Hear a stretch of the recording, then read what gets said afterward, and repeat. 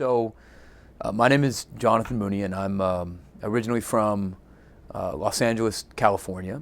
And, I had a very tumultuous and painful school experience as somebody who learned differently.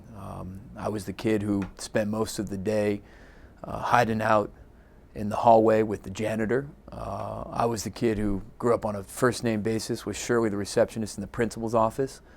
I was the kid who spent most of the day hiding in the bathroom to escape reading out loud. I didn't learn to read until I was 12.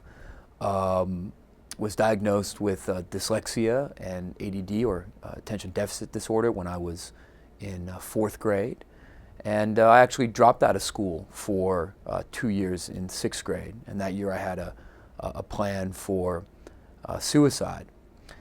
So I had a lot of low expectations that surrounded me in my life. I was told that I would flip burgers for a living. I was told that I would be a high school dropout. I'd be incarcerated. And eventually I ended up kind of beating those odds and going to college and being a writer and being an advocate for people with cognitive and physical differences. So while school started as a difficult experience, it's something that I managed to change and reimagine in my own life. And I have to say, coming to an understanding of myself as a person with a learning difference or disability was an important moment. Before I was diagnosed, I really thought of myself as the stupid, crazy, lazy kid.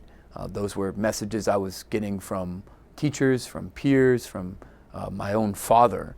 And being able to understand myself differently, know that the reason I struggled with reading and writing wasn't because I was dumb, but because my brain was different, that was important. Or understanding the reason that I had a hard time sitting still wasn't because I was, bad or trying to be disruptive, but because my brain was different. That was an important moment for me.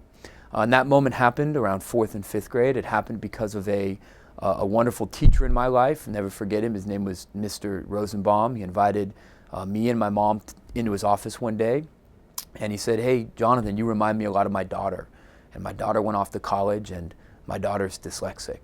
And I tell that story because it's really important that I understood that having a learning difference isn't anything to be ashamed of, that dyslexia and ADD aren't deficiencies, but differences in the truest sense of the word. And Mr. Rosenbaum had that belief, and I encourage others when they think about themselves or when they engage with young people with differences to celebrate these differences opposed to make folks feel ashamed of them.